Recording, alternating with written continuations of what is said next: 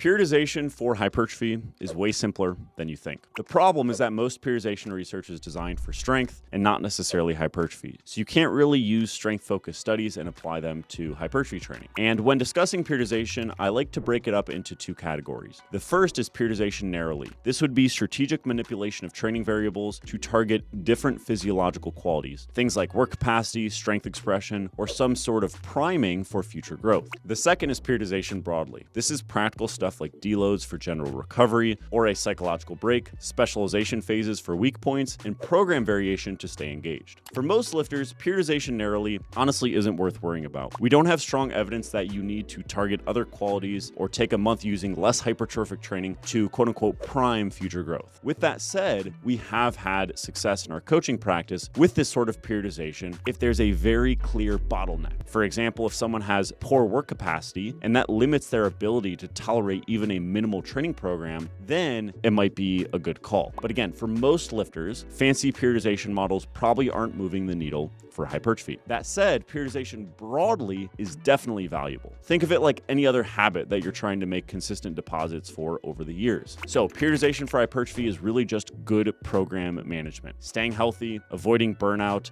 and striking the balance of challenging yet sustainable training. Currently, the strongest evidence we have suggests we should focus on maximizing high-quality training over long periods of time. This means consistent training you can sustain, deloads when you need them and not necessarily every 4 weeks just by default, specialization when you want to prioritize something or just keep training fun, or program changes based on life context, not necessarily based on rigid periodization schemes. In short, for most people, periodization for hypertrophy should be practical, not physiological. And be sure to follow along for more training insights without the hype.